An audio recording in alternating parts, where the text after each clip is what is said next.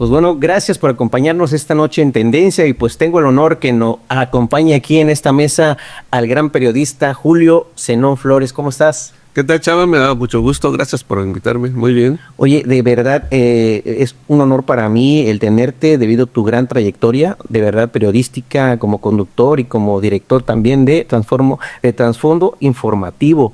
Me gustaría empezar conociendo un poco del lado humano de Julio Zenón. ¿Dónde nace Julio Zenón? Pues vaya, yo soy acapulqueño. Soy de aquí, del barrio de Icacos, hasta adolescente estuve ahí, hasta que tuve que migrar. Fui desplazado por la violencia política de los 70s.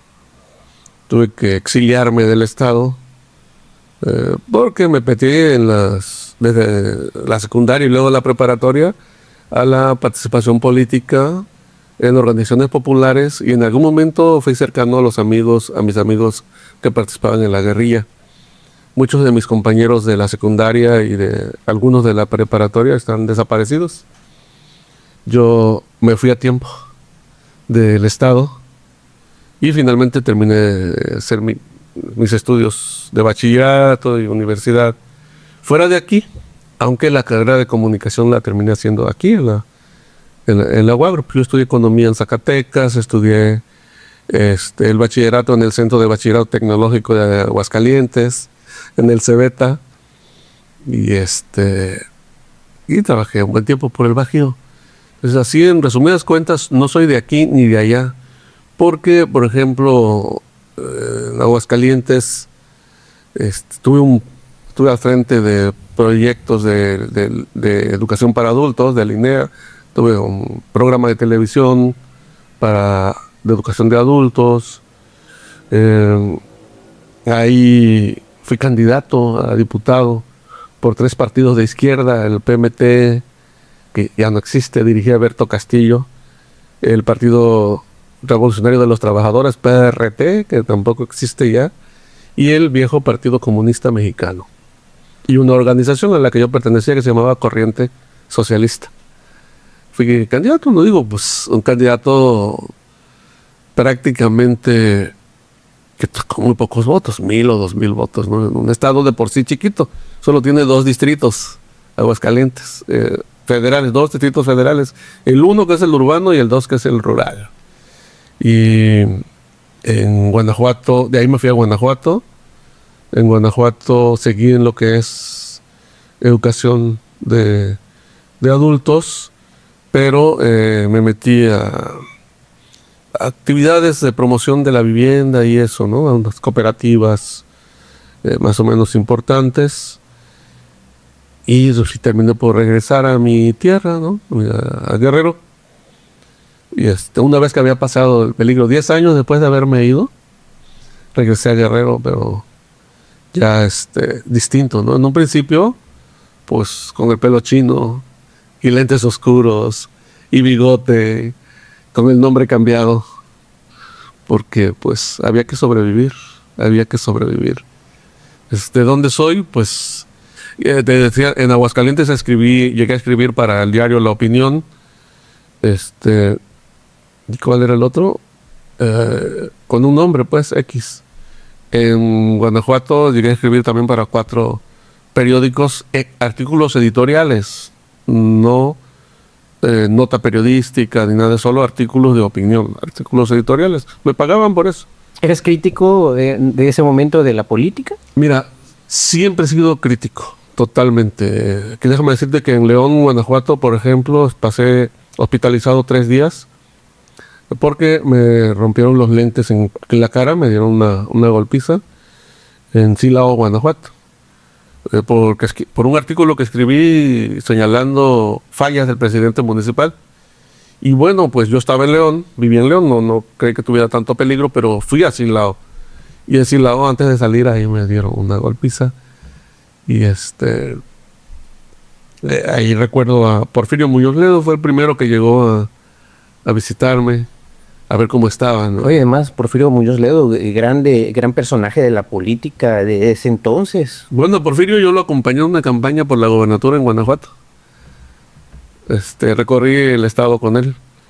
Es decir, quiero decirte con esto pues que yo de joven, de chavo, me dediqué mucho a la política antes de ser periodista. Es que empecé a escribir antes de ser periodista, porque el activista político hace volantes, hace panfletos. Teníamos periódico interno, o sea, tuvimos un periódico que se llamaba Tribuna Proletaria. Yo era corresponsal. Antes de eso tuvimos un periódico en Acapulco que se hacía mimeografiado. Teníamos la imprenta escondida allá por la colonia Vicente Guerrero, y para poder imprimir teníamos que poner música muy alta, a volumen alto, O sea, era para poder esconder el hecho de que estaban imprimiendo. el ruido de la impresora, Ok. porque se imprimía en mimeógrafo. Ok. No había eléctrico, se imprimía con manivela. Ok, perfecto. Y hacíamos 10,000 ejemplares. Era un periódico que engrapado, ¿no? O sea, 10 hojas, más o menos, por los dos lados. Se imprimía y se vendía directamente en los camiones, en las escuelas, en los sitios públicos. Se llamaba El Ariete. Por ese periódico tuve que salir huyendo, porque escribimos un artículo muy crítico del ¿A qué edad fue? gobernador. Pues, a ver, déjame ver. Yo tendría 18 años. 18 años. Sí, hicimos un artículo muy crítico del gobernador Rubén Figueroa. No, y ese tiempo era muy delicado tener esa actividad. Se enojó tanto que capturó a 4 del consejo editorial. O sea, a mí no me capturó, éramos 5 los del consejo. Capturó a 4. Por azares de destino yo salí, o sea, yo no estaba en el lugar donde cayó la policía por el consejo editorial, y salí, escapé y regresé a los 10 años después. Digo, allá tuve que actuar con otros nombres, esa es la realidad. Pero me formé allá, algunos movimientos estudiantiles, magisteriales, de vivienda. Formé parte, fui fundador del Partido de la Revolución Democrática allí en Guanajuato. Fui de su comité ejecutivo estatal. Pero solo duré un año en el PRD. Quiero que sepan que no me he dedicado a la política, ¿eh? O sea, hasta ahí llegué yo. Hasta ahí llegué porque hasta ahí entendí el trasfondo de la política, fíjate. Oye, me imagino a un joven Julio extrovertido, rebelde. De alguna manera, ¿qué pasó en tu vida? Porque para poder llegar a ese punto de poder ser crítico de la política, poder denostar precisamente esas situaciones, mostrarle a la gente qué pasó en tu vida para poder formar parte de ese activismo. Bueno, está fácil, mira. En la secundaria, creo que en primero o en segunda de secundaria me contactaron militantes de la Liga Comunista 23 de septiembre, con grupo guerrillero, a través de su periódico Madera, se llamaba. Y primero conocí ahí, los empecé a leer y empecé a leer sus postulados, y sus postulados eran a favor de los pobres, ¿no? Es decir, a favor de la justicia.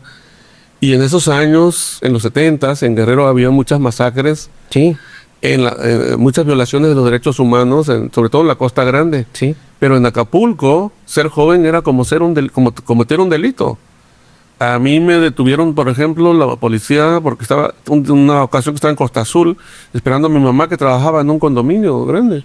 La estaba esperando y porque estaba mirando hacia el condominio a ver, ya estaba por salir mi mamá. Fui sospechoso. Y me subieron a la patrulla y me bolsearon y me soltaron por el centro, digamos, por la Coca. Me soltaron. Yo era un joven, pues, de secundaria, primero de secundaria, segundo de secundaria, ¿no?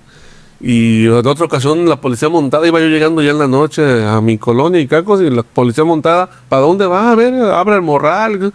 O sea, no había hecho nada absolutamente, ¿no? Entonces, había muchos abusos de los militares sobre todo, pero de la policía en ese tiempo, la policía montada y la policía local, que estaba formada prácticamente por asesinos, De esa época hay muchos muy famosos que vivían por la Jardín, los Tumalán, los Radilla, en fin.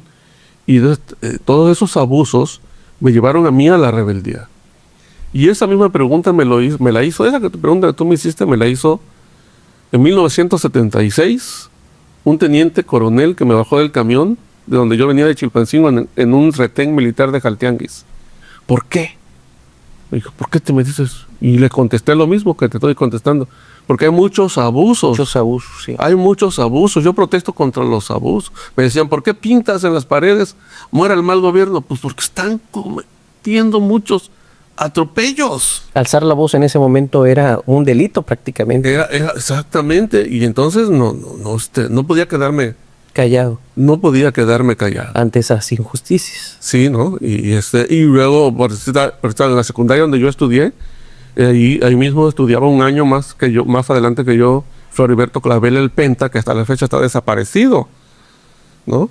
Su esposa o su compañera de vida, no era su esposa, estaban chavos, Teresa Torres, me parece, de Mena, no, Teresa Torres, fue desaparecida también. O sea, compañeros míos de secundaria que fueron desaparecidos. Entonces yo salía a las calles a protestar y a pedir por su libertad.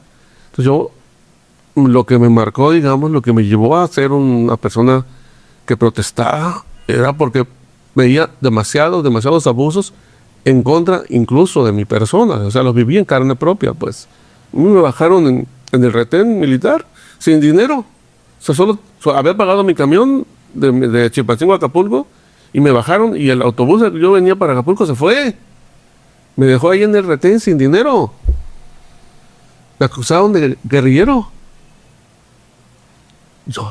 Me preguntaban por las armas.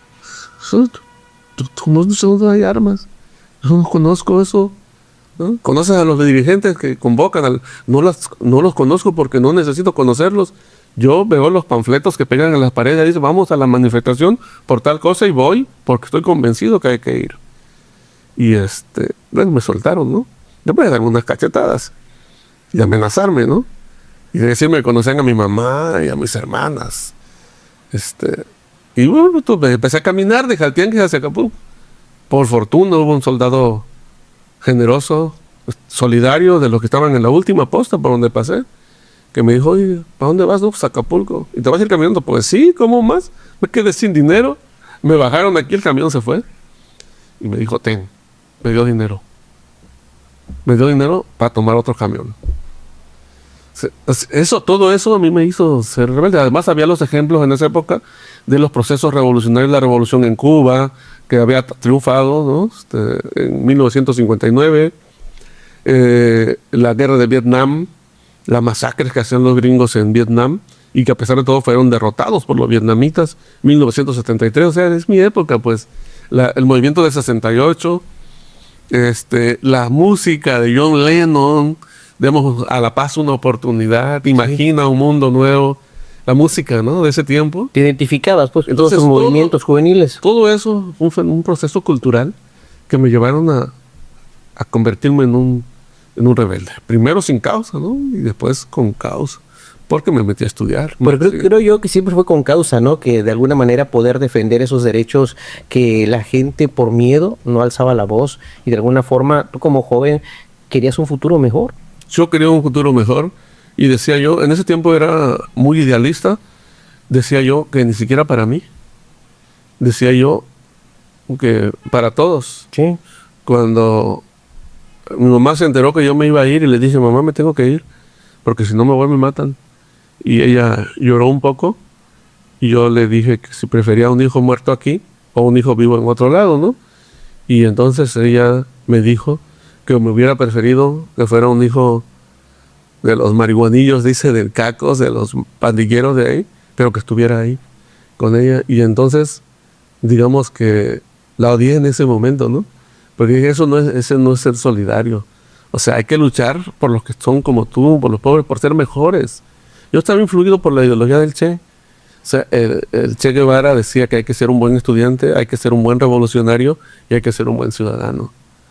Entonces, por eso es... Y hay un libro, ¿no? Un libro que es de Máximo Gorki, Acuérdate que también la Revolución Rusa estaba en su apogeo, Rusia, el comunismo en Rusia, en Moscú, la Unión Soviética, que Máximo Gorki escribió un libro que se llama La Madre. Y yo quería ver el amor de la madre como el que leí en el libro, ¿no? O sea, la madre que hacía todo por ayudar al movimiento revolucionario por su hijo. Y mi mamá, Incondicional, pues precisamente a favor de ese movimiento que en ese momento tú sentías necesario por poder realizar, para poder llevar a cabo un cambio, porque sin esos movimientos no se hubieran presentado los cambios que hoy estamos viviendo de alguna manera. porque en ese momento nos juntamos no sé cuántos, decenas, cientos, miles de jóvenes que queríamos cambios, queríamos un mundo mejor, y no para nosotros en lo personal, o sea, que estábamos dispuestos a ofrendar la vida porque sabíamos nosotros no teníamos la preparación militar que tenían los soldados. Teníamos solo valor. Digamos, desapego a la vida. Desapego a la vida. Había una compañera, decíamos la zurda, que era muy buena con la pistola, ¿no? Bien valiente. Y entonces a veces tenía que pasar en los retenes, no podía pasar en el camión, entonces pasaba caminando con la mano en la pistola y escondida, pues, ¿no? Y los soldados, aunque la reconocían, no se atrevían a detenerla. Porque sabían, ella tenía la visión de que a lo mejor sí, ella la detenían o a lo mejor la mataban, pero ella se iba a llevar a varios por delante. Es decir, hasta la vida estábamos dispuestos, esta generación de jóvenes, estábamos dispuestos a ofrendarla, no por privilegios para... Oye, pero creo que algo muy importante, aparte de valor que tenían ustedes, era el poder de la palabra, era el poder de entendimiento y poder de expresar también así esas inconformidades. Aprendimos durante la marcha, durante el proceso. A lo mejor mi primer, antes de que yo estudiara comunicación, digamos, en una escuela, aprendí comunicación en la práctica diaria. Es decir, aprendí que es diferente hablarle a un núcleo de campesinos. Por ejemplo, en Aguascalientes, ahora que lo recuerdo, le hablaba a un grupo de ferrocarrileros. O sea, yo me metí al sindicato ferrocarrilero y formé un grupo de ferrocarrileros, digamos, de izquierda, ¿no? Que buscaban democratizar su sindicato. Entonces, ¿cómo hablaba con los ferrocarrileros? En su calor. Creo que no hay gremio más de doble sentido que el ferrocarrilero. En serio. Eso de todo te hacen un albur. Y aprendí a expresarme en el tono de ellos. Aprendí a hablarle a los campesinos en su forma de entender, de hablar. Eso al final me lo enseñaron en la escuela. O sea, académicamente. Lo aprendí después. O sea, sí, pero de alguna manera creo que lo había aprendido en la práctica. Que eres tan inteligente que te has sabido adaptar precisamente a esas situaciones, ¿no? Sí, y además hablarle por ejemplo, en las manifestaciones, ¿no? Cuando te dan el micrófono y hay 1,000 o 2,000 estudiantes. Llegar a acuerdos. Y tenerles que hablar, digo, y hablar con gente que no piensa como uno. Tuve una experiencia, por ejemplo, un recorrido por el país con los de la FECSUM, Federación de Estudiantes Campesinos Socialistas de México, a los que pertenecen los de Ayotzinapa, ¿no? Hice un recorrido por el país con ellos. Y la mayoría de ellos eran como de armas tomar. O sea, gente muy radical. O sea, yo, aunque era también del mismo tipo, pero siempre procuraba buscar acuerdos, ¿no? Mediar. Entonces esa gente reunida, imagínate los reunidos en el auditorio Che Guevara de Filosofía y Letras de la UNAM, discutiendo de todos los temas, ¿no? O sea, creo que ese proceso a mí me formó. Me ayudó a ser tolerante con los que no piensan como yo. Me enseñó a hablar en términos de comunicación para que me entienda hasta el menos instruido, hasta el que no fue a la escuela, ¿no? Y que esa es la base del proceso de la comunicación. Yo lo aprendí empíricamente antes de aprenderlo en la escuela. Y eso ahora hay que aplicarlo a la comunicación, ¿no? Al periodismo, en las diferentes herramientas de comunicación. Me gustaría preguntarte también cómo nace Transformo Informativo. Transformo Informativo tiene una historia interesante. Bueno, Surge, hace rato platicábamos en la casa porque dice mi esposa que yo le doy la fecha de nacimiento el 3 de mayo de 2014, pero ella asegura que ya existía trasfondo antes. Resulta que cuando o hay un momento donde yo trabajo para Novedades y en Novedades soy un periodista, digamos que de izquierda. Alguna vez me reunía con Seferino Torreblanca y Seferino me decía, te van a correr. ¿Por qué? Pues porque te sientas a desayunar conmigo. No, es que a mí Mario Busto no me quiere, me decía. Dice, no, si me corren, ¿qué? Que me corran, ¿no? Entonces aprendí pues que no tenías que tener todos tus huevos en una sola canasta. Y entonces abrí Trasfondo Informativo como para hacer el periodismo que yo creía que había que hacer, que eran reportajes de fondo, los hice de una opinión independiente aún. Los hice en televisión, al principio en televisión de cable, era Telecable, de Acapulco, y lo transmitían igual a Chilpancingo y Acapulco martes y jueves. En Acapulco era en vivo y en los demás ya era grabado. Lo que se tenía que mandar el DVD pues era los pininos de la tecnología, ¿no? Y se fortalece cuando yo veo que ya empiezan a surgir las redes sociales. Novedades pone su área de redes sociales y yo fundo paralelamente mi página. Mi página es viejísima. Me la hizo un compañero que sabía hacer, ¿no? Y la fundo nada más con la intención de escribir poemas y literatura, porque yo escribo poesía y literatura. Pero pues ahí empiezo a poner críticas también. Y le piden al director del periódico Novedades en un momento dado mi renuncia. Por un artículo que publiqué en no eran redes sociales, era mi blog. Era mi blog. Todavía existe el blog, puedes entrar y verlo. Se llama Julioteca.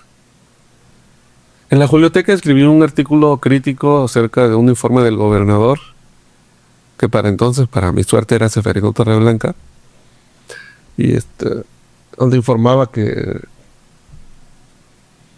había hecho una obra, ¿no?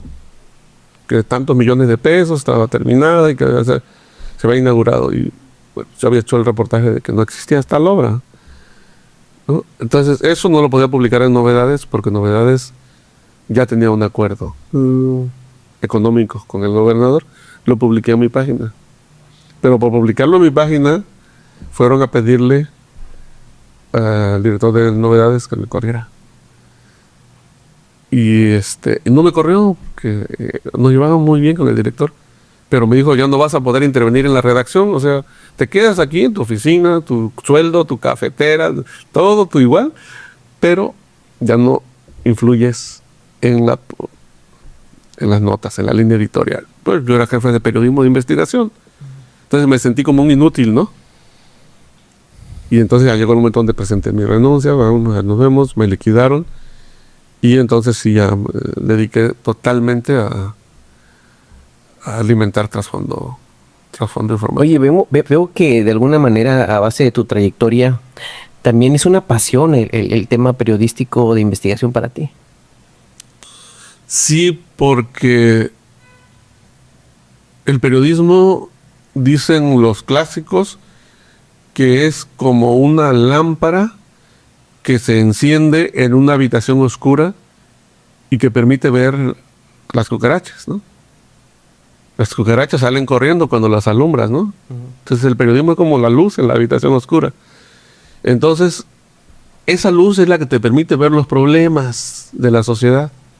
Los problemas que impiden el desarrollo, que impiden que la gente pueda tener un buen salario, un buen trabajo, o un buen tránsito en la ciudad, una buena vialidad, buena iluminación pública, ¿no? O buen servicio de agua o de basura en sus casas.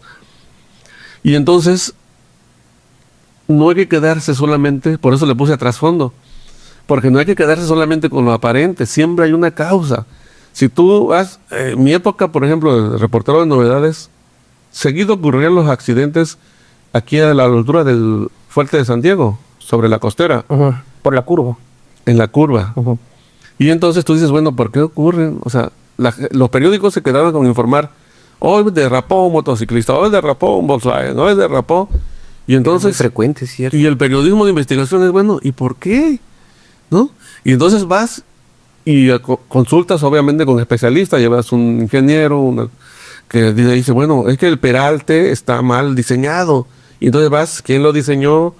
¿Quién autorizó esa obra? Porque es una obra irregular, mal hecha, y entonces encuentras que no hubo un director responsable de obra, que la licencia no existió, que lo hizo alguien que no tenía la capacitación suficiente, o que además hubo uno que le puso un producto que se llama granzón, que es grano de mármol, y que la volvía muy resbalosa. Sí, sí, cierto. ¿No? Y entonces, ¿por qué eso? Porque era corrupción, porque las obras se daban a los amigos, ¿no? Sí, sí. Y entonces, eso hay que decirlo. No solamente hay que decir que se derrapan. El periodismo de investigación va atrás, al fondo. ¿Qué está pasando? ¿Por qué? ¿No? Entonces, por eso es que se me apasioné por el periodismo de investigación. Y ese cambia las cosas. Sí, yo no sabía ese punto de vista desde que tú me lo estás dando. Ahorita veo del por qué, porque sí, efectivamente yo nada más escuchaba que derrapes y muchos accidentes en esa curva, y bueno, de alguna manera tú dices del por qué, de dónde viene toda eso, esa situación, ¿no? Con el periodismo de investigación puedes transformar las cosas, puedes transformar a la sociedad. Fíjate, te voy a dar un ejemplo. Cuando gobernaba Juan Salgado Tenorio, aquí en Acapulco, era presidente municipal, yo publiqué una denuncia en el periódico Novedades de Acapulco, a 8 columnas, de que el área del jefe de reglamentos, el director de reglamentos, les pedía una cuota personal a cada restaurantero. Y entonces me mandó a traer el presidente. Y me dijo, ¿tiene pruebas? Y le dije, sí.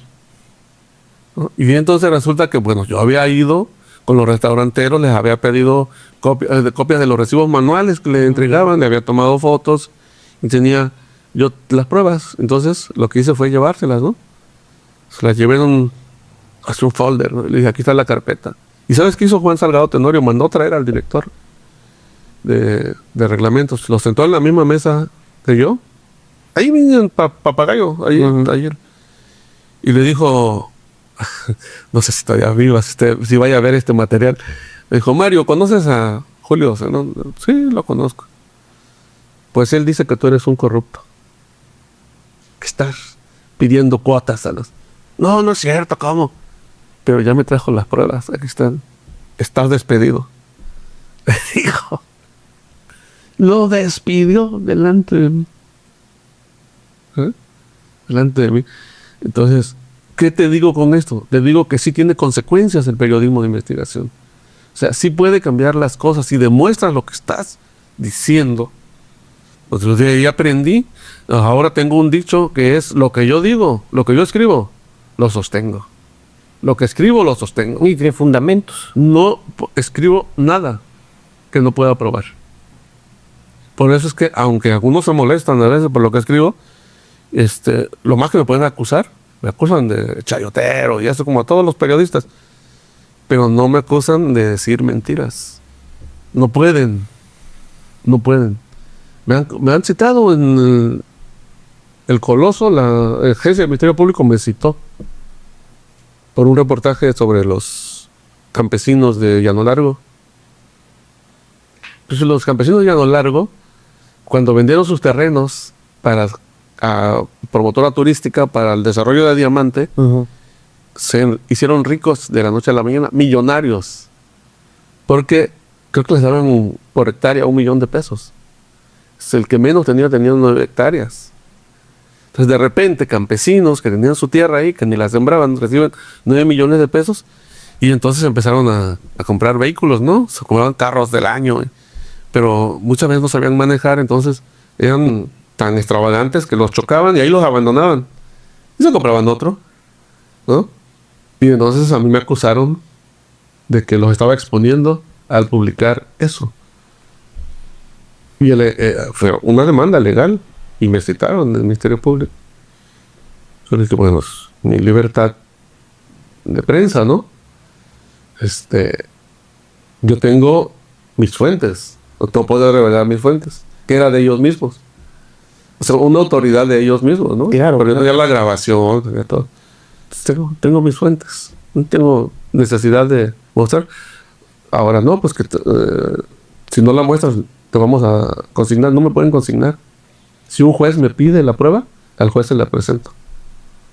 Pero no pasó a mayores. O sea, insisto, sí trae consecuencias, sí modifica la realidad. En el momento en que, por ejemplo, se publique todas las corruptelas que ha habido en la zona de Diamante, que ocasionan las tremendas inundaciones que ocurren allá, eso se tiene que transformar y algún expresidente se puede ir a la cárcel. Eso es lo que hace el periodismo de investigación. Yo te puedo poner otro ejemplo, en la isla de La Roqueta la iban a depredar. Ya habían colocado unos pilotes, iban a poner unas tirolesas, ¿sí? Pero resulta que la empresa que se hacía responsable, la investigamos, fui a Puebla, porque decía que tenía su domicilio social en Puebla. Y fuimos a Puebla, y en Puebla era un terreno baldío. O sea, era una empresa fantasma. ¿Sí? Y atrás de eso estaba un político del estado de Guerrero que se quería apropiar de la isla de La Roqueta. Se echó abajo el proyecto. O sea, eso es la importancia del periodismo de investigación. Es muy difícil hacerla hoy. Porque mira, por ejemplo, cuando yo ya era jefe de periodismo, mando a una muchachita al mercado a investigar unas cosas sencillas de precios. Eso, y me encierran los maleantes. Me la suben al segundo piso y la sueltan. Después me va a renunciar nada más. No, yo ya no quiero saber nada de eso, porque me tuvieron encerrada 2 horas y amenazaron, todo esto, ¿no? Entonces, se vuelve más complicado hacer periodismo de investigación. Pero yo creo que se puede. Oye, me gustaría saber cómo fue para ti ese cambio de lo escrito precisamente en lo impreso a lo digital. Hoy día vemos tu página Transforma con más de 90,000 seguidores. ¿Cómo ha sido para ti precisamente ese recibimiento de las nuevas generaciones que en redes sociales se alimentan precisamente de esa información que tú llevas? Digamos, soy un migrante digital, ¿no? Fíjate que mi relación con el mundo digital no ha sido fácil, pero la primera vez que yo me enfrenté a una computadora fue en el periódico AM en León. No sabía manejarla. Llegué a pedir trabajo de corrector y me dijeron que tenía que hacerlo en la computadora. Y yo vi la computadora. Era una computadora grandota, tipo de tamaño de archivero, ¿no? Por acá estaba, ¿no? Y la vi. Y entonces le dije a la persona que me iba a hacer el examen, oye, no sé manejarla, pero necesito el trabajo. Ayúdame, ¿no? Dime cómo. Era una mujer. Y me dijo cómo, yo creo que me vio muy necesitado. Y me dijo, a ver, teclear igual que una máquina, escribir acá los comandos tan así fácil. Es la primera vez que usé una computadora. Y luego, cuando surgen las redes sociales, cuando primero surge la internet, después surgen las redes sociales, pues me fui a estudiar. Entonces, tomé un diplomado en marketing digital, precisamente en la Universidad Loyola del Pacífico. Pues, soy loyolo de ahí.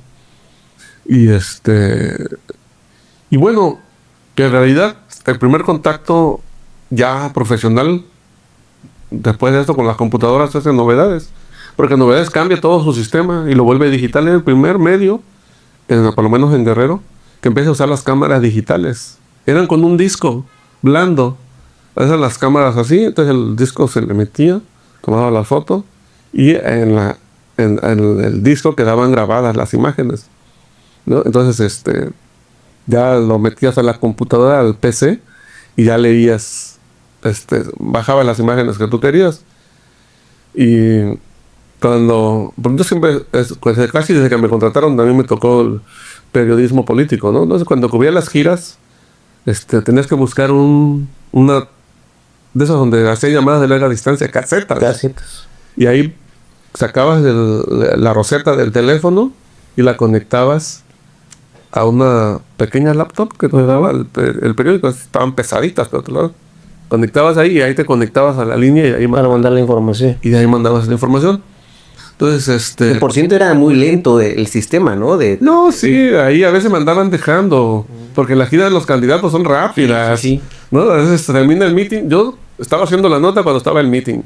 Antes de que terminara el meeting del político, ya tenía que haber ubicado ya la caseta de larga distancia y haber mandado. Para que cuando ellos salieran a otro pueblo, yo ya estar listo para irme con ellos. Si no me quedaba ahí, no llevaba carro.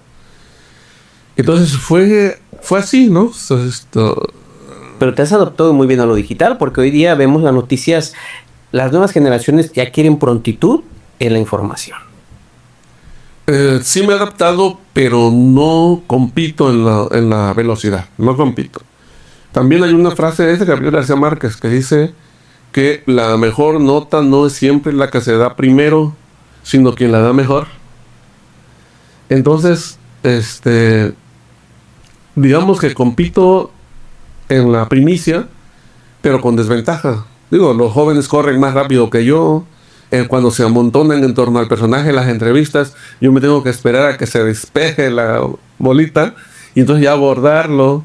Y entonces ellos ya redactan más rápido que yo en el celular. Ellos empiezan en el celular, ¿no? Entonces sí me llevan ventaja en rapidez.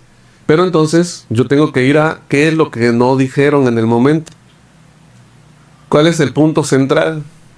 Y quizás la diferencia entre un periodista experimentado, digamos, con experiencia, y un periodista joven, ellos tienen la velocidad y la primicia, pero yo tengo la parte del contenido. ¿No? Y además de analizar precisamente qué quiso decir el personaje, ¿no? ¿Qué quiso demostrar o qué quiso dar a conocer en ese momento? Porque muchas veces no hay ese trasfondo precisamente de información. Sí, efectivamente, eso es.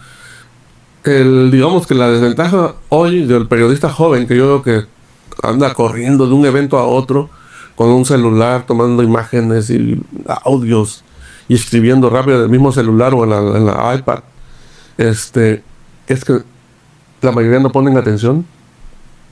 O sea, tienen el celular grabando y están platicando, o están grabando, tienen el teléfono, están grabando el audio y están mirando para otro lado, pensando en otra cosa, o en el evento que sigue. Y entonces, cuando termina el evento, no saben de qué se trató. Pregúntale a un periodista joven, cuando lo veas en un evento, de qué trató el evento. ¿Qué dijo el actor central? ¿Cuáles son los puntos centrales precisamente No te lo va a decir. Entonces, de esa conferencia? Entonces, un periodista experimentado cuando está oyendo, y de lo que está oyendo, ya agarró el hilo, el hotline se llama. Agarras el hotline o la línea caliente, la línea que puede ser la cabeza, el título, el gancho, el engagement con el público. Entonces, esa es la gran diferencia, ¿no? O sea, pueden subir la misma nota que yo antes, pero no la van a subir en el mismo sentido ni con el mismo contenido que yo. Procuro, obviamente, pues, subirlo del día al día. No me espero al otro día como los viejos periódicos, ¿no? No, pero al final del día creo yo que lo ves con precisamente los personajes importantes de la política. Se sientan contigo, platican contigo, los llevas a entrevistas precisamente porque saben que eres una persona experimentada y creo yo de los periodistas que hoy día en Guerrero más destacados. Tú sabes estar por la edad. Por la experiencia. Yo creo que por la edad y por un poco por la experiencia, pues he pasado por todo, ¿no? O sea, ya estuve en la televisión, estoy en radio, en las redes sociales, me he formado, estudié la carrera. O sea, primero empecé a escribir y después hice la carrera de comunicación. Y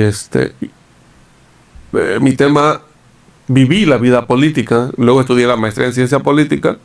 Entonces me permite tener las herramientas teóricas y técnicas para hacer el análisis adecuado. Yo creo que lo que más vendo yo, digamos, lo que más se puede obtener de trasfondo informativo es el análisis. Es el análisis que va implícito en el periodismo de investigación. ¿Qué causa los problemas? Y, por supuesto, ¿cómo lo puedes resolver? Oye, me gustaría hacerte otra pregunta más personal. De alguna manera, ¿sabemos lo que involucra el sentido periodístico de investigación? ¿Cómo has podido llevar esa situación en tu ámbito familiar? Porque obviamente tienes tu familia y es importante también que tengas ese apoyo. Pues mi familia está toda involucrada. Mira, mi esposa es comunicóloga también. Pues trabajó para Milenio, trabajó para Televisa Acapulco, trabajó para El Sol de Acapulco. Fue 10 años jefa de comunicación social de una oficina ahí gubernamental. Mis hijas, una está por terminar la carrera en comunicación, la otra está entrando a ciencia política, a la Facultad de Ciencias Políticas. Entonces, es un ambiente en el que todos nos entendemos, todos hablamos del mismo idioma. Oye, pero no todos corren con la misma suerte. Creo yo, de alguna manera, qué padre que hayas formado una familia con esa misma pasión al final del día en cuanto al tema periodístico. Pues yo creo que porque están viendo... ¿Te sientes afortunado? Me siento muy, muy afortunado. Yo creo que ven que el periodismo político es capaz de darte una forma de vida modesta, pero con ciertas comodidades, respetable, ética, y pues te da cierta prestigio, ¿no? No, y creo yo además que es necesario para tener una mejor sociedad. Y veo yo que te preocupa mucho eso. Estás haciendo algo por la sociedad, efectivamente.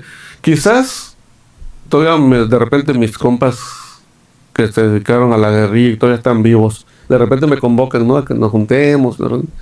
Todavía cada uno en su trinchera sigue haciendo lo que quería hacer desde joven, cambiar esta sociedad. En aquel tiempo yo lo quería hacer, a lo mejor tomar las armas, si era necesario, o protestando en las calles, o escribiendo en los muros de la ciudad. No, pues ahora escribo en las redes sociales. Las redes sociales son los muros de la ciudad. Son las plazas públicas. Ahí está la gente.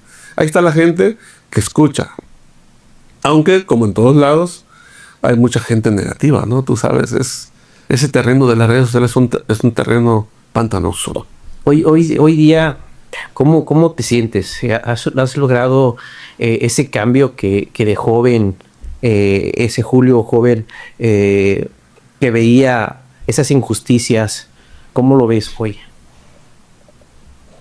Yo creo que no se ha logrado lo que yo quería de joven del todo, pero creo que sí hemos avanzado mucho. Mi primer acercamiento fue con una organización guerrillera, ¿no?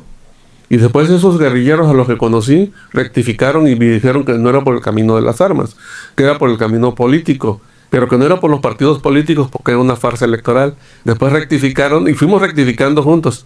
Decíamos que sí, que por las elecciones se podían ganar el poder para cambiar y gobernar para los pobres, ¿no? A final de cuentas, lo que gobierna a partir del 2018 para acá, podemos acusarlo de muchos errores, podemos no estar de acuerdo con muchas cosas, pero sí es lo más avanzado, lo mejor que le ha pasado al país.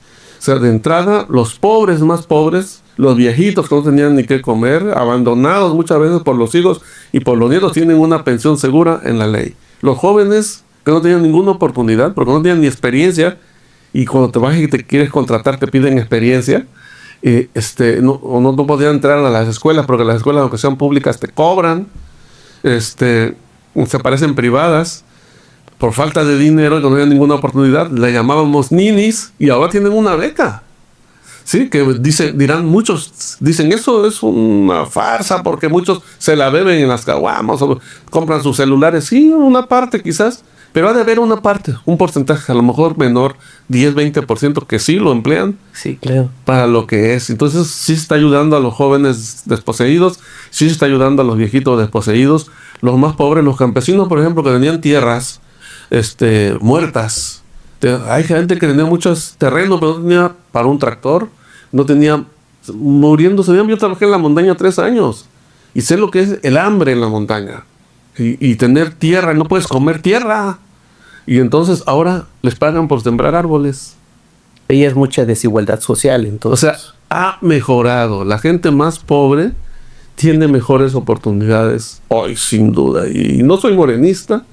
Creo que en Morena hay muchas cosas que es de lo que ellos mismos combaten, ¿no? De los que dicen combatir. Muchos vicios. Pero sí te puedo decir que este país está siendo gobernado de mejor manera, que de alguna manera el sueño que teníamos por cambiar este mundo, los jóvenes de los 70s, está hoy cumpliéndose. Oye, ¿cómo ves hoy día las redes sociales precisamente en este punto de la comunicación? Anteriormente, yo recuerdo que se hablaba mucho del cuarto poder. Hoy día las redes sociales eh, han impactado tanto en la información que muchas veces hay fake news precisamente porque se le ha dado mucho auge a eso. Sí, desgraciadamente es así, pero yo creo que aún así, justamente el tema de las redes sociales no es un tema de cómo manejarlas. El tema de las redes sociales las maneja un niño de 10 años sin tener conocimiento de la vida, pero sí conoce las herramientas. Puede tener todo, Instagram, TikTok, todo lo que tú quieras, ¿no? El tema no es la herramienta, el tema es el contenido. Entonces, la gente poco a poco va a ir aprendiendo a diferenciar para poder navegar y no ahogarte en el océano de la sobreinformación, porque yo creo que la sobreinformación es igual a cero información.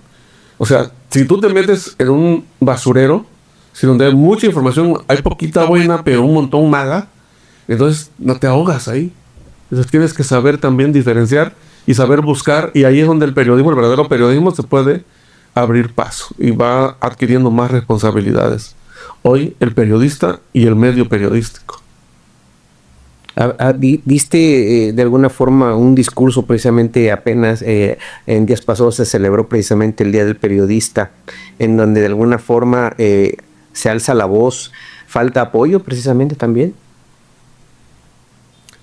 Bueno, yo creo, y esto es una postura vieja mía que nos gobernaba el PRI, que el periodismo sí requiere apoyos oficiales y no se tiene por qué dar pena eso. El periodismo le hace falta a la democracia, porque el periodismo informa y también forma opinión. Y una gente, un pueblo, un ciudadano que no tiene acceso a la información, es un pueblo que no sabe qué decisión tomar y que es fácilmente manipulable. Luego entonces, si un gobierno se aprecia de ser democrático, se dice democrático, tiene que impulsar la formación de sus habitantes. Y la formación viene a través de la información, y para eso tiene que haber medios informativos éticamente dirigidos y bien pagados.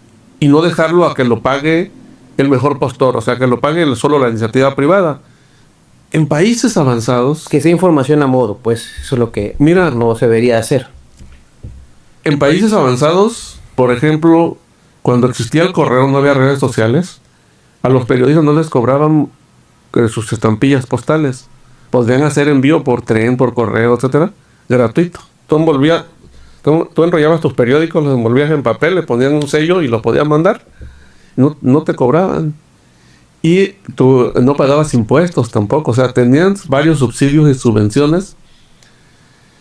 Y además el gobierno estaba obligado de alguna manera a comprarte publicidad para que no te tuviera que comprarte un particular. Si un particular me compra, vamos a suponer, Carlos Slim, ¿no? ¿Sabes que Carlos Slim es el dueño del New York Times? Es dueño del New York Times. Carlos Slim es un empresario mexicano que puede desde allá estar torpedeando a la política mexicana. Entonces, ellos son como grandes empresarios que tienen sus intereses y pueden tumbar hasta gobiernos, los han tumbado. Lo tumbaron en Chile, a Salvador Allende. Tumbaron un gobierno en Arabia hace algunos años, la primavera árabe. Frenaron a Trump en una campaña electoral anterior, cuando ganó Biden, cuando Trump era el favorito. El TikTok fue especialmente en Estados Unidos. Entonces, ¿qué tienes que hacer? Yo creo que el Estado debe, así como le da subvención, subsidio a los partidos políticos, Claro. para que compitan y no tengan que recibir dinero del narco y de los grandes empresarios para favorecer a alguien, así debieran de financiar a los medios de comunicación. Pero no porque son mis amigos, sino porque estuviera en la ley. Debería de estar en la ley la obligación de los municipios y estados de destinar una parte de su presupuesto. De hecho lo hacen. A la labor informativa, que es muy importante. De hecho lo hacen, pero ese dinero no lo distribuyen a los medios que realmente informan o crean contenido, sino a los amigos o a los enemigos que les conocen información y no quieren que se sepa, ¿no? Entonces, yo creo que eso debiera de legislarse, debiera de apoyarse a los medios de comunicación de manera transparente, que no parezca un chayote o un convenio o un contrato bajo el agua, ¿sí? En lo personal, yo me manejo así. O sea, yo sí tengo contratos de publicidad, sí los tengo, pero no vendo mi línea editorial. ¿Cómo ves tú en cuanto al sistema de información política? Hoy los políticos han cambiado sus formas, sus métodos de comunicar con la gente. Poco a poco. Sí han estado cambiando. Ya todos tienen su página de Facebook. Bueno, todo el mundo sabe que tiene la idea de que hay que anunciarse o dejarse ver en las redes sociales. Pero no todo el mundo sabe con qué contenido. Creo que algunos tienen mal llevada la información porque se necesita parte del equipo quienes manejen bien las páginas. Yo creo que la mayoría. Sí, ¿no? Yo creo que la mayoría. Mira, hay hasta gentes al frente de las alcaldías que suben sus redes, no solamente con faltas de ortografía, sino con errores en los nombres, en las fechas, mal hecho totalmente, o porque lo hacen. Inclusive hasta una mal foto, porque dice, si quieres proyectar una buena imagen, te subes una mal foto, puede ser motivo de crítica, inclusive va a afectarte. Por supuesto, o sea, ellos mismos se afectan. Bueno, no hubo creo que jefa de redes del Ayuntamiento de Acapulco que le puso orejitas de gato al gobernador Astudillo, cuando andaba haciendo una transmisión en vivo. O sea, ¿qué tipo de manejo de redes es ese, no? O sea, es que piensan muchas veces los políticos que cualquiera que sea su amigo y que le pueda manejar Facebook, a ver, manéjame mi Facebook. No, eso tiene que ser algo que manejen profesionales. Profesional del tema, ¿no? Del tema, y sobre todo que sepa de contenidos. Insisto, la herramienta la puede manejar cualquiera. Cualquiera puede hacer un TikTok, cualquiera puede hacer un Instagram o un Reel, ¿no? O una publicación de Facebook o de Twitter, pero no cualquiera sabe qué poner para que impacte, para que llame la atención. Es muy complicado. O sea, yo para tener 90,000 seguidores, por ejemplo, sin invertirle en publicidad, he dado 2 o 3 aciertos, no muchos, pero hubo uno de 14 millones de vistas y otro de 17 millones de vistas, una protesta del Día de la Mujer, que tuvo 17 millones de vistas, y otro de un eclipse que ocurrió apenas, que tuvo 14 millones, en marzo del año pasado, me parece. ¿Cuándo fue el eclipse? El año pasado tuve 14 millones de vistas. O sea, esas son lo que se viraliza, es lo que te jala seguidores. Uh-huh. Porque al final entran por ver el contenido, pero varios de esos ya se quedan. Digo, hubiera sido bueno que de los 14 millones me quedara 1 millón, tuviera 1 millón de seguidores, ¿no? Pero tengo 90,000, pero leales.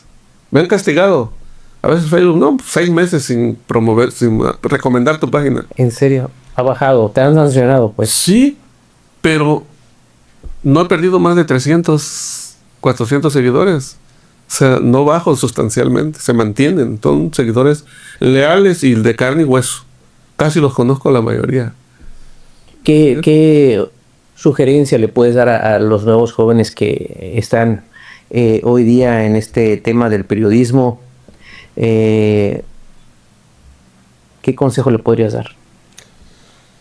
Pues que cuiden el contenido.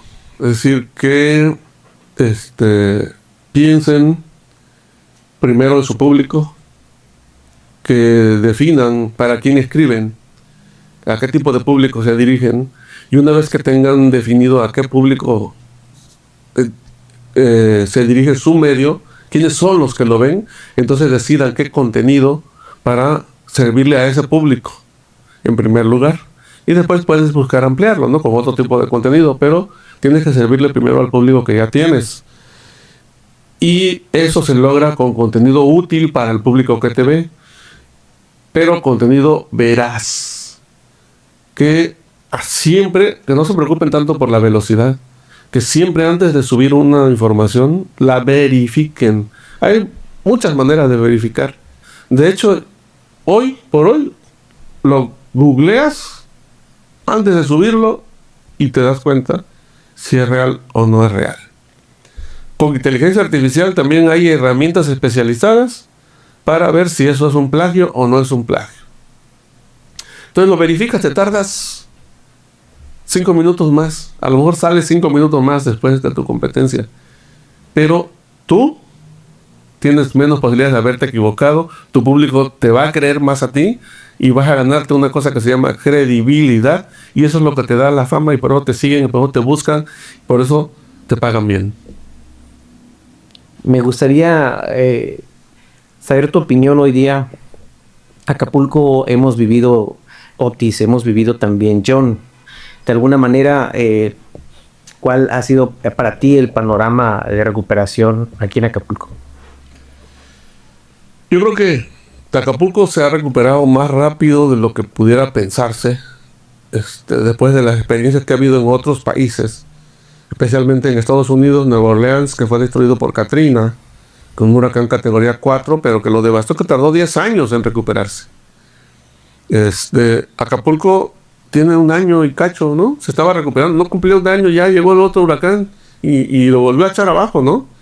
Y sin embargo pudo ofrecer un buen espectáculo, una buena temporada turística en diciembre. Eso demuestra, uno, que los acapulqueños no se echaron a la hamaca, ni se echaron a llorar, ni se tiraron al piso haciéndose las víctimas. Sacaron la casta, que los gobiernos sí atendieron por lo menos esa parte bien. Falta mucho por hacer, sobre todo en las colonias populares y en la zona rural. Ayer, creo, o hoy circuló un tráiler que se desbarrancó en el paso Tesca, entre Paso Tesca y Ejido. Hasta entonces, yo no he ido por allá, me di cuenta que todavía hay una zona que es un paso provisional. Era una carretera bien hecha. Pues no, sigue en terracería allá, ¿no? Y así hay muchas cosas que no se han compuesto, que la telefonía sigue mal, la luz sigue mal, se va cada rato, el agua sigue mal, la basura no se ha terminado de recoger, muchos cables siguen colgando por toda la ciudad, cables sueltos, que tú no sabes si tienen corriente o no.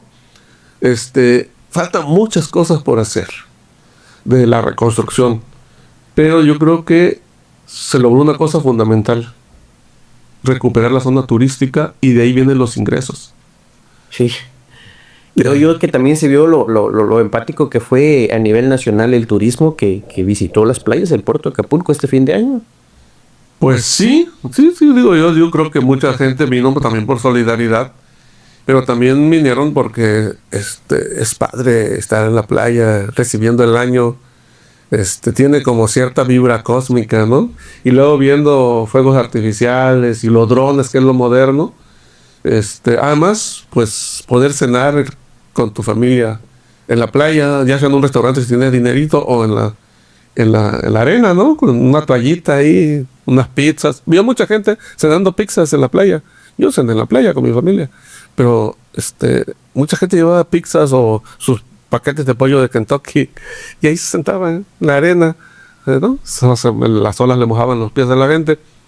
Entonces yo creo que la recuperación, en resumen, va por buen camino.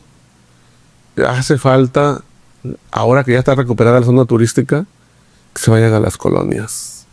Así en las colonias, pues no hay luz.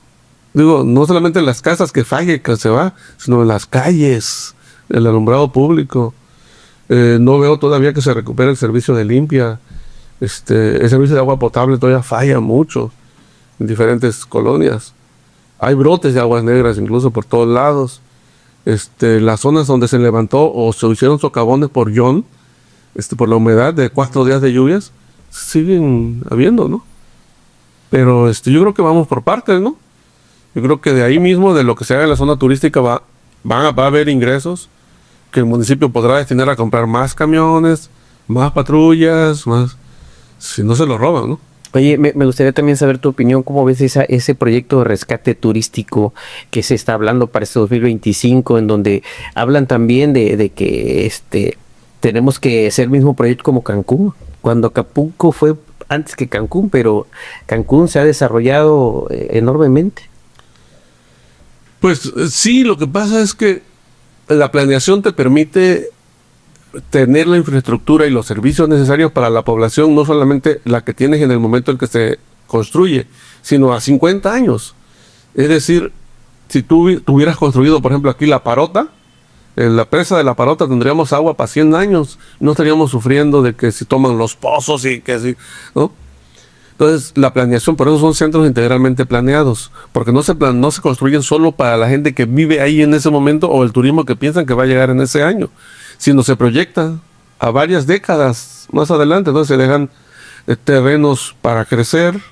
Por ejemplo, aquí originalmente en la costera se había dejado una banqueta muy amplia, con la idea de que esa banqueta con el tiempo se convertiría en un carril más. Con el tiempo fue invadida por los hoteles y comercios y demás, ¿no? Pero esa es la planeación que hace falta y eso es lo que se puede lograr con este proyecto que trae Fonatur. Eso es lo que se puede lograr. Yo creo que, mira, son 7,000 millones, hablo de 7,000 millones, bien empleados. ¿Sabes qué hace falta? Que mejoren las vialidades, que construyan estacionamientos para que no nos tengamos que estacionar a los lados de la costera robándole un carril a los 4 carriles de cada lado, ¿no? Si hubiera estacionamientos, tendríamos a dónde meternos, pero no hay. Mejorar la infraestructura del agua para que el agua potable pueda llegar a todos los hogares y pues mejorar el funcionamiento de las plantas tratadoras para que las aguas negras lleguen al mar, pero a mar abierto y tratadas, ¿no? Y no negras como puede estar ocurriendo ahora. Yo creo que es una gran oportunidad para Acapulco. Es una gran oportunidad de tener un mejor Acapulco, porque dijo la secretaria Josefina Rodríguez, la secretaria federal de Turismo, la ventaja de Acapulco sobre Cancún y sobre Los Cabos es que aquellos lo hicimos de la nada. Acapulco ya está hecho. Es decir, ya nada más hay que mejorarle su infraestructura, ¿sí? Y mejorar las estructuras en las colonias, yo creo que las vialidades, hay que darle mucho a eso. Oye, ¿qué papel tendría la sociedad en todo esto? ¿Crees que tiene que tener un cambio cultural, ecológico? Bueno, decía Carlos Marx que el ser social condiciona la conciencia social. Es decir, nuestra conciencia social es nuestra cultura y es condicionada por el ser social. ¿Cuál es el ser social? Es nuestro contexto en el que vivimos. Entonces, nuestra cultura no va a cambiar mientras no cambie nuestro contexto, nuestra circunstancia. Es decir, ¿qué me hizo rebelde a mí? Que hubiera injusticias, que hubiera mucha pobreza, mucha miseria y muchos golpeteos del ejército y de la policía. Bueno, pues ¿qué hace hoy al guerrerense broncudo y que sale a protestar por todo? Pues el trato que le han dado las autoridades, O sea, las autoridades son las primeras que violan la ley, que no imponen el orden, porque no ponen a gente que sepa de las áreas, ponen a sus amigos, pues. Eso, si hubiera un buen departamento de tránsito, a lo mejor seríamos como en Estados Unidos. ¿Sabes por dónde cruza la gente en Estados Unidos? O en los puentes o en los cruces, exactamente. No puede cruzarse en otro lado. ¿Sabes cuántos carros se estacionan en las vías de Monterrey, en los costados de las avenidas como la Costera? Ninguno. Se lo lleva la grúa. Pero, y el ciudadano ya lo sabe. Pero porque así las autoridades sí han hecho su papel. Allá, aquí no han hecho su papel las autoridades. Aquí, yo fui testigo, por ejemplo, no sé si en Cuautla o en Cuernavaca, cómo ponían vallas como las que ponen para que no pase la gente a ver a los artistas en una parada, en los lugares donde no es parada del camión, o cuando cambiaban una parada. Y la gente, aunque quería parar ahí el camión, pues no, como estaba el envallado, no podía. No había manera. Y tenías que ir hasta el lugar marcado para poder subir. Exactamente, o sea, este es un problema de contexto social. O sea, nuestra cultura depende. No es también dejárselo simplemente a los políticos, de alguna manera al municipio, sino también hacer un cambio como sociedad y hacer conciencia de no abusar también de los bloqueos, porque digo, es respetable los bloqueos, pero afectas a terceros. Yo creo que hay que tener más orden en cuanto a ese tipo de situaciones, también en el tema de cuidar la basura, el no excederse en los precios con los turistas. Pues sí, ¿no? Definitivamente, o sea, todo eso que dices es real, pero tiene que haber una corresponsabilidad de ambos lados, pero no se puede culpar al ciudadano. En eso sí no estoy de acuerdo. Yo creo que el ciudadano piensa y actúa como las autoridades se lo han permitido. O sea, si tú vas y le robas un espejo a un carro, chavos, y aunque sea para tirarlo o para venderlo, y nadie te sanciona, nadie te dice nada, tú piensas que eso está bien y lo vas a seguir haciendo toda la vida. Si hay una sanción por eso, ¿sí? Si te sancionan, si te hacen que lo pagues, a ver, lo vas a pagar. O si no lo puedes pagar, te vas a poner a barrer una semana aquí. Pues ya no lo vas a hacer. O sea, tiene que haber un orden, pues. Y ese es el papel del Estado, conducir a su sociedad, formarla. El ciudadano es así, chava, porque nos han permitido, nos han formado así. Es más, yo diría que hasta nos han robado la ciudadanía, ¿no? ¿Por qué? Porque el ciudadano es el que conoce sus obligaciones, no nada más sus derechos. Conoce sus derechos, pero también conoce sus obligaciones, ¿sí? Si tú,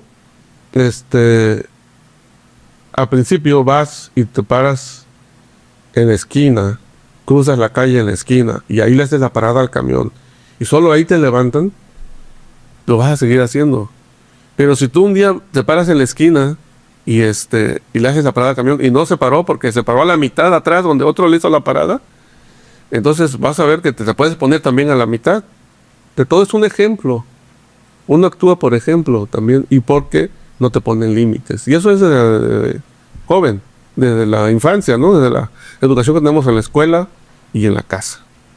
Oye, me gustaría que comentaras a la gente que nos está viendo dónde puede seguir precisamente tu programa de radio y qué horario. Estoy en Radio Guerrero 96.9 del cuadrante de FM, de lunes a viernes de 8 a 9 de la mañana. Pero también lo pueden seguir a través de redes sociales, en Trasfondo Informativo, en el perfil de Julio Zenón. Por cierto, la repetición se transmite de 9 a 10 de la noche. Estamos en Trasfondo Noticias, es un grupo, en Trasfondo Informativo, que es la página, en el perfil de Julio Zenón. Estamos en Twitter también y estamos como en 20 grupos de WhatsApp. O sea, así como Trasfondo Informativo. Lo puedes buscar. O sea, realmente no me ve el que no me quiera ver. Oye, para este 2027 me comentabas, tenías un proyecto de una encuesta.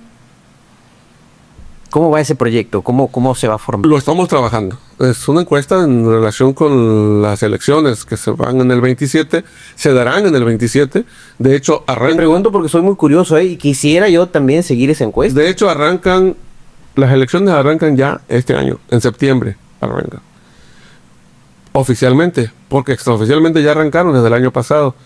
Entonces, como ya conocemos a los partidos y como ya conocemos a los principales cuadros políticos de los partidos, lo que estamos haciendo es medir, primero exponer ante la opinión pública quiénes son los posibles personajes que podrían asumir las candidaturas a la gobernatura primero, luego a las presidencias municipales y luego a las diputaciones locales.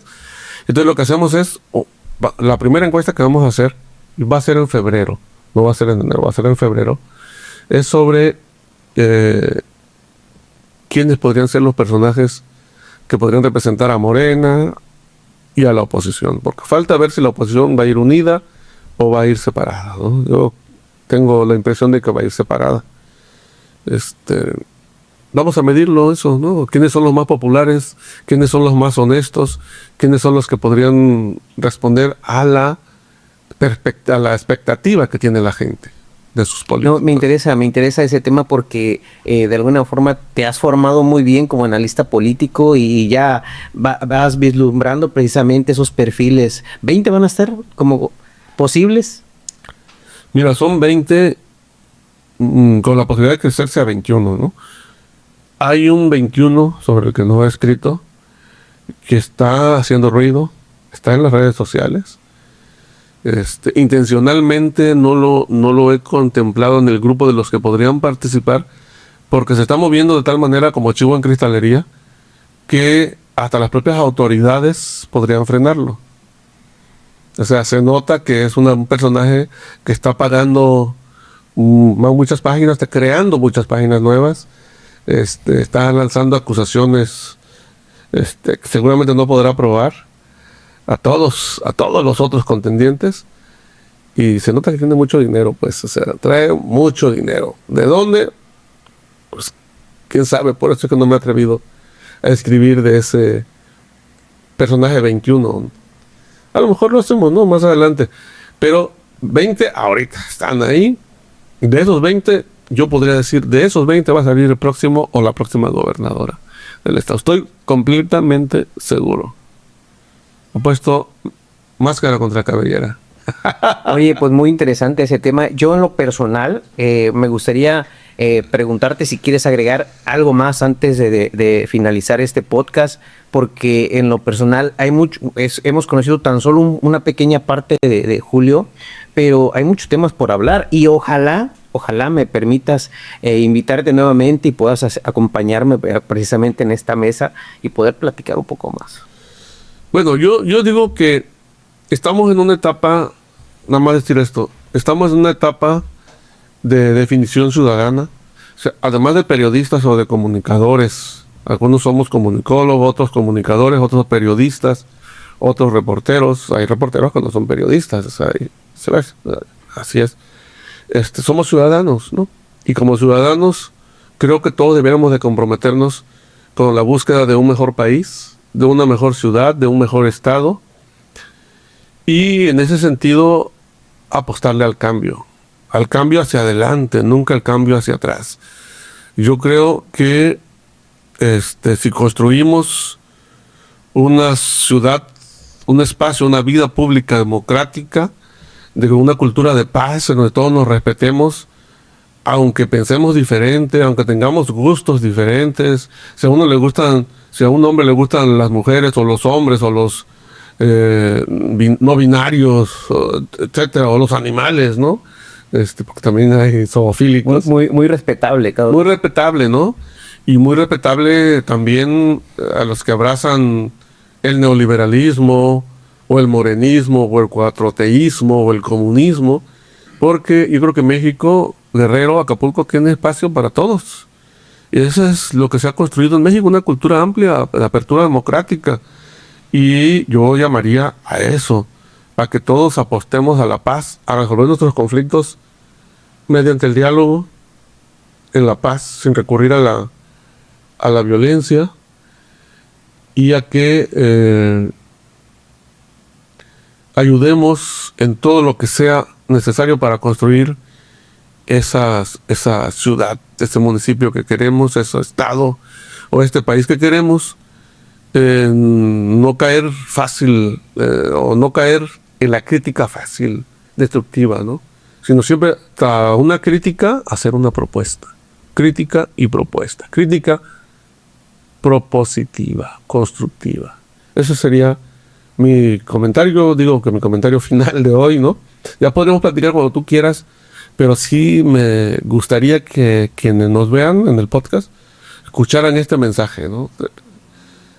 La vida es tan corta y solo se vive una vez y solo se vive de manera unidireccional, o sea, se nace en un punto y se muere en el otro. No hay manera de regresar en el tiempo, ¿no? Entonces, ¿qué hay que hacer? Pues hay que disfrutar la vida, pero procurando no dañar a los otros, porque si vas dañando a los otros vas creando rencores, ¿no? Que al final terminan volviéndose contra ti mismo. Entonces, yo creo que construyamos espacios de armonía, ¿no? De convivencia en paz. Eso sería. Para una mejor sociedad. Pues bueno, hasta ahí, porque de antemano yo de verdad estoy muy contento que me hayas acompañado esta noche, Julio, de verdad, porque conozco tu gran trayectoria periodística y desconocía esa parte como defensor de los derechos de los más vulnerables. De verdad, hoy me siento contento y además orgulloso de que estés aquí, porque no conocía esa parte de ti. Muchos no la conocen, es que me fui joven de aquí y y no es de lo que hable mucho, ¿no? Realmente cuando regresé todavía me andaba escondiendo, digo, gafas oscuras y pelo chino o gorras, y decía, no vaya a ver, todavía alguno de los que me andaba persiguiendo. No, y además un honor porque fuiste parte de ese cambio, de esos jóvenes que alzaron la voz. Sí, pues aquí estamos, digo, pues no estamos precisamente del todo contentos con lo que se está haciendo por la 4T, pero la apoyamos. Es decir, tiene errores, pero ¿quién no tiene errores? Cualquiera de nosotros tiene errores. Es parte del proceso. Puedes cometer muchos errores en el camino, pero peor, no se equivoca el que no hace nada. Entonces, mejor que sigan cometiendo errores, pero que sigan avanzando. Pues vamos a seguir viendo tus notas periodísticas precisamente desde tu perfil. ¿No lo repites, por favor? Sí, mi perfil pues es Julio Zenón Flores, así como se oye, en Facebook, en Twitter @trasfondoin, así es, en Twitter. En la página de Facebook pues es Trasfondo Informativo, así como suena. Y pues también está en Instagram como Trasfondo Informativo. ¿Y dónde más está? Pues ahí en la radio, ¿no? En la radio. Y bueno, lo que pasa es que manejo como 10 grupos. O sea, no es nada más la página, pues. Sí. Pero no tenemos, hay un grupo que se llama, por ejemplo, Noticias de la Progreso. Donde estamos. Es mío, pues. Un grupo de noticias culturales de Acapulco, también, es nuestro. ¿Pero cómo se llama ese grupo cultural? ¿Grupo cultural? Se llama Noticias Culturales de Acapulco. Ah, ok, perfecto. Es otro grupo. Y esos no tienen 90,000 seguidores, tienen menos. Pero también es necesario que la gente sepa poco más de cultura. Pero también hay actividades que se desarrollan aquí en Acapulco. Exactamente. Entonces hay como, creo que 9 grupos. Hay otro que se llama Marketing y Comunicación Política. Es más especializado, eso es para los que quieren asesoría y eso. Y hay otro grupo que hasta se llama Chica Raleigh, porque es de un libro que escribí, una novela que escribí, se llama La Chica Raleigh, y ahí ya se habla de literatura. Ahí estamos. Pues ahí está. Pues bueno, te agradezco nuevamente. Gracias a ti, Chava, la visita. Por la paciencia. No, hermano. Créeme que yo en lo personal estoy muy complacido y conocer tan solo esa parte que yo desconocía. Digo, para mí es un honor que nos los hayas platicado en este podcast, precisamente para que la gente conozca ese lado humano de ti, Julio, y todos los personajes que nos visitan. Pues bueno, con esto nos despedimos y pues les agradecemos el favor de su atención y recuerden, esto es tendencia.